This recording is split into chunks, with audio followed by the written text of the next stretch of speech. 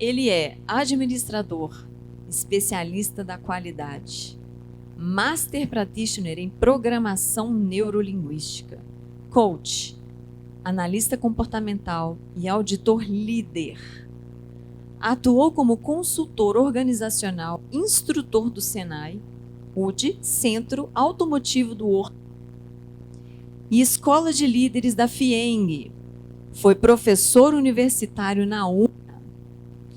E Anhanguera Pitágoras, consultor responsável por implantação e manutenção de sistemas de gestão da qualidade em empresas de pequeno, médio e grande porte, para atender às normas NBR ISO 9001, 17020 e 17025, trabalhou em diversas empresas em funções administrativas e estratégicas. Tem atuado como consultor, instrutor e palestrante nas áreas de gestão de processos e pessoas e escritor. Vem aqui, Leopoldo Guzmán. Palmas, pessoal! Obrigado. Bom, vamos falar um pouco sobre liderança, tá? E eu vou aproveitar o gancho. Missão na Bíblia é chamado de Deus, né? E para servir. Deus foi o único perfeito, né? O melhor exemplo. Vamos lá. Falar um pouco de liderança, condições necessárias para o exercício da liderança. Tem gente que acha que o líder faz tudo e resolve tudo, mas dependendo do lugar ele não consegue. Porque não é só o líder, mas o lugar que também faz efeito. Bom, líder, segundo Pierre Weil, é o indivíduo que, graças à sua personalidade, dirige um grupo social com a participação espontânea de seus membros, tá? Então não tem imposição, não tem força, é respeito. As pessoas querem seguir o líder e aí as coisas fluem. Eu gosto de falar, antes de falar da liderança, da autoridade formal, que não é ser autoritário. Alô? Não é ser autoritário, mas é o que? É você ter uma regra definida. Hoje em dia a gente fala em hierarquia horizontal, né? Tirar aquela hierarquia grande de cima para baixo na vertical e fazer horizontal. E eu acredito que isso depende do lugar, tá? Nós vamos falar de liderança situacional. Se eu tenho um ambiente mais desenvolvido, o horizontal funciona, mas se eu tenho uma linha de produção que é menos desenvolvida, eu tenho que ter o vertical. Agora, eu preciso dessa autoridade. Por quê? Porque aonde você não tem definições, aonde você não tem regras, você tem o caos. E aonde eu não defino quem é quem, eu implanto a competição, porque alguém vai querer assumir esse posto. Então é uma forma que nós temos de viabilizar, tá, a organização entre as pessoas. E eu já tive um problema numa equipe, porque o CEO chamou o cara, falou que se ele tivesse um resultado bacana, ele tomava o lugar do coordenador. Dali para frente, essa pessoa que era uma promessa nunca mais escutou o coordenador. E aí, ao invés de fortalecer a equipe, criou-se uma competição interna que enfraqueceu a equipe. E aí não deu certo. Então é preciso sim eu ter uma autoridade formal, é preciso sim eu ter um organograma que me permita saber quem é quem, para que aí a gente continue desenvolvendo o nosso trabalho. Existe uma teoria que eu gosto muito, que é a da liderança situacional. E ela fala o seguinte, que dependendo da maturidade, da capacidade e da disposição do liderado, o líder tem uma postura diferente em relação a ele. Quanto mais alto esse nível, liderança livre. E o que é isso? Eu delego e cobro resultado. Quem escolhe a hora e o lugar que vai trabalhar é o subordinado. As grandes empresas já praticam isso. Você tem uma equipe que está lá comprometida e que escolhe a hora de fazer as coisas, escolhe o lugar de fazer as coisas. Vamos falar que isso caiu um pouquinho, um deles, tá? Eu caio na liderança democrática. O que é a democrática? A democrática é aquela que nós decidimos, nós negociamos, o consenso da equipe prevalece, tá? Caiu um pouquinho mais uma dessas três coisas, dessas três condições, tá? Eu caio na liderança paternalista. A liderança paternalista é aquela que a gente faz dentro de casa. Você educa seu filho, você mostra o caminho para ele, mas quem decide é você. E aí caiu mais ainda eu caio na liderança autoritária. A liderança autoritária, ela parece com o chefe. Por quê? Porque fica ali controlando, vigiando, guiando, mas não é. Existe uma diferença. O líder, ele tem foco no outro. O chefe tem foco no próprio umbigo.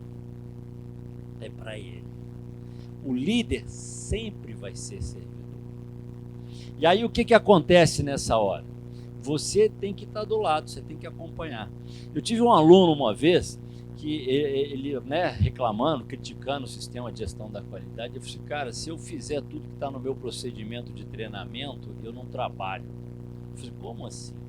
Eu disse, não, porque o consultor chegou lá e colocou que nós temos que ter tantas horas de sala de aula, tantas horas de prática, tantas horas que inviabiliza tudo. Eu disse, pô, mas vocês não treinam o pessoal? Eu disse, não, treinamos. O cara, quando chega, ele não sabe fazer ainda, então ele fica de manhã, que ele tem um supervisor que acompanha ele o tempo todo. Quando ele fica melhorzinho, ele vai para de tarde, que ele tem menos supervisão. Quando ele fica muito bom, ele vai para de noite, que ele não tem supervisão nenhuma. E quando ele fica melhor ainda, ele vai para de manhã para treinar o cara que está chegando. O cara falou disso aqui, ó. Eu falei, pô, mas isso é bacana, isso é o que a gente fala de training on the job. O cara está trabalhando no trabalho, está treinando no trabalho, treina junto. E aí, por que vocês não colocaram isso no papel? Ah, porque o consultor pegou um procedimento que ele já tinha pronto de uma outra empresa, trouxe para cá e implantou. Isso tem nome, chama reengenharia, não é sistema de gestão, não é normalização de processos. E não funciona. Tanto é que o cara criou tanta coisa que eles não praticavam. Mas se eles tivessem colocado no papel aquilo que eles já faziam e que é fantástico e que tem a ver com essa teoria, estava funcionando. E aí eu ensinei isso para uma pessoa e ele me deu uma outra visão disso aqui, porque a gente acha que são pessoas diferentes, né? Eu falei assim, não, quando o meu filho não sabia andar de bicicleta, eu tinha que segurar no cilindro, eu tinha que empurrar, eu tinha que guiar a bicicleta. Liderança autoritária. Quando ele cresceu um pouquinho, eu deixei ele com a rodinha. Eu ensinei, eu falei assim, aqui na pracinha você pode andar. E aí quando ele cresceu mais, eu falei assim, ó, pode ir, mas é só ali. E ele ia sozinho e ele andava lá e tinha horário, tinha tudo. Hoje eu sei que ele sai de bicicleta e não sei a hora que ele vai voltar. Então isso é um processo de evolução.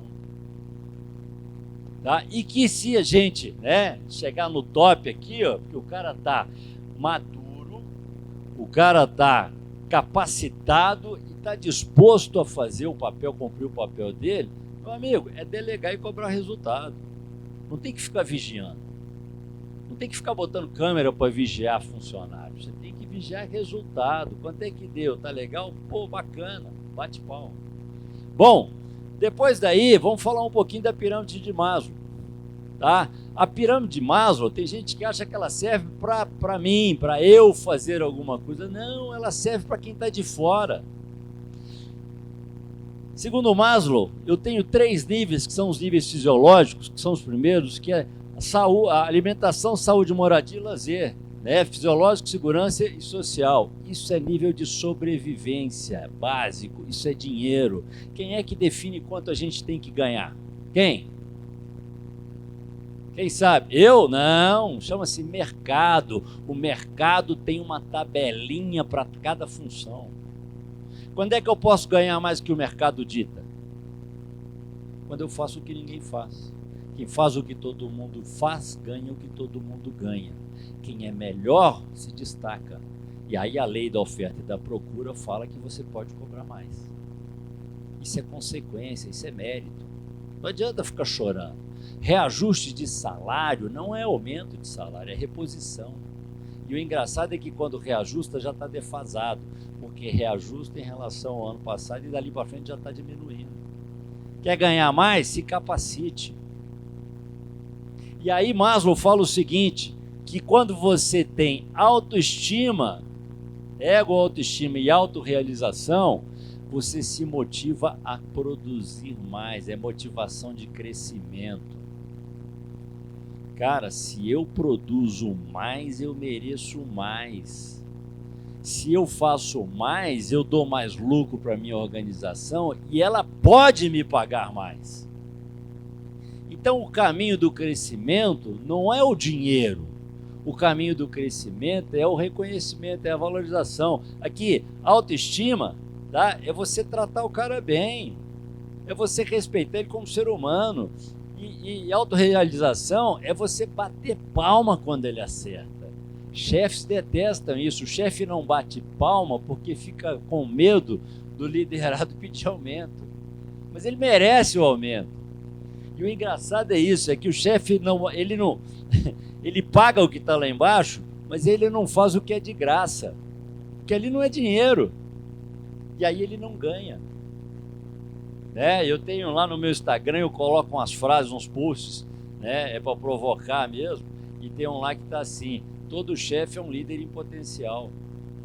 E eu vou te falar que eu acho que quando o chefe perceber que o crescimento vem pelo reconhecimento, pelo tratamento e não pelo dinheiro, ele vai virar líder, porque isso não é pagamento, é o contrário, é recebimento. Se você produz mais, você deixa mais, eu posso te dar mais. Qual o problema nisso? Estão entendendo? Então é olhar de fora para dentro. É por isso que empresa tem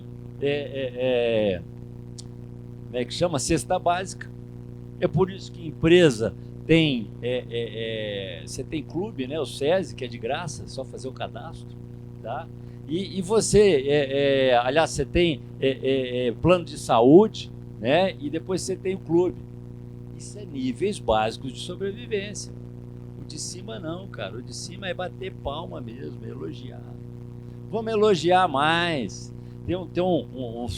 Diz que a palavra tem poder, O elogio, eu acho que ele anda junto com o agradecer, Agradecer, você agradece o outro pelo que ele está promovendo, está fazendo. Agradecer significa graça descer. Você vai ter mais graça. Reclamar significa clamar de novo.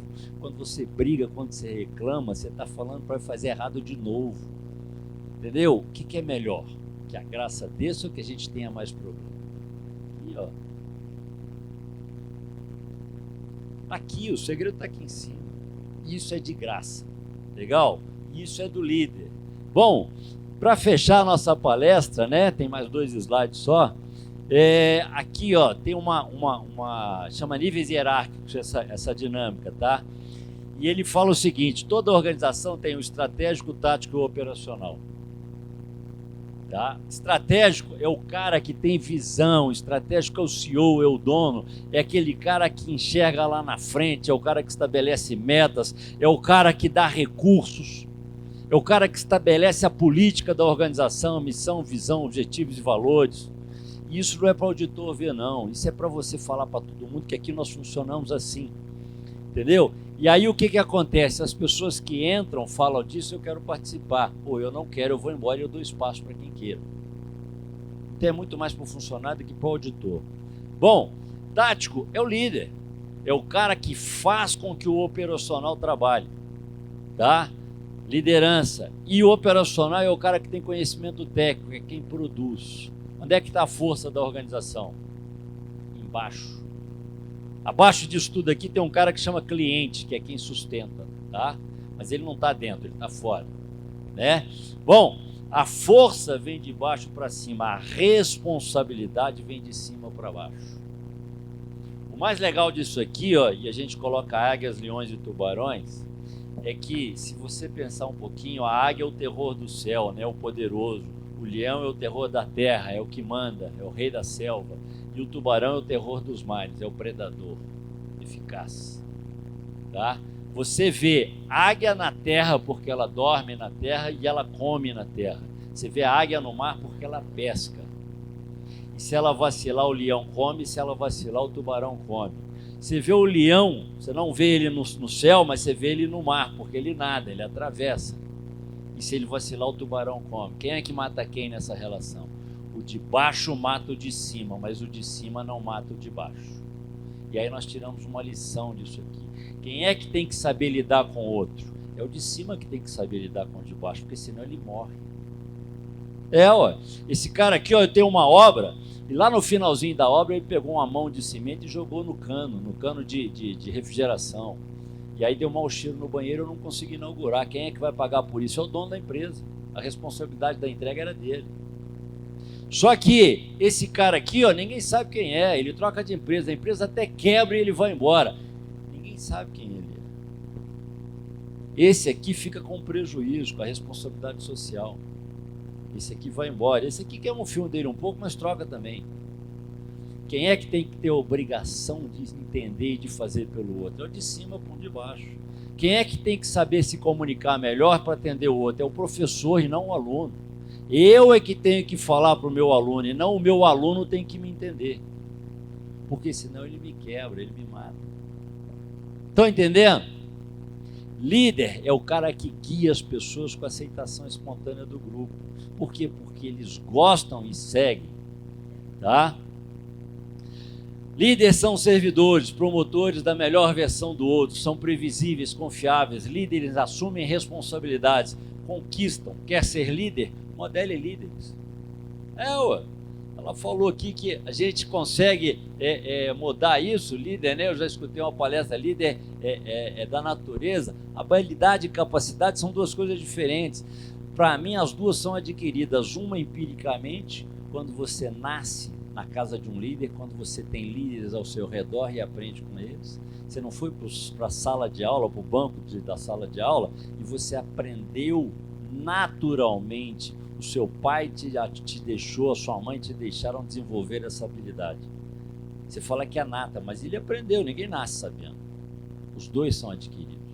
Um na sala de aula, outro na vida. Podemos ser líderes, vamos seguir.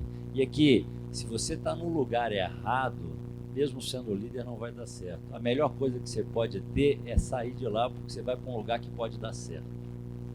Então não é o fato de ser líder que te faz um campeão. Você tem uma junção de coisas. Tá? E o solo fértil traz bons frutos. O solo ruim, cara, mata a melhor semente. Legal? Obrigado a todos.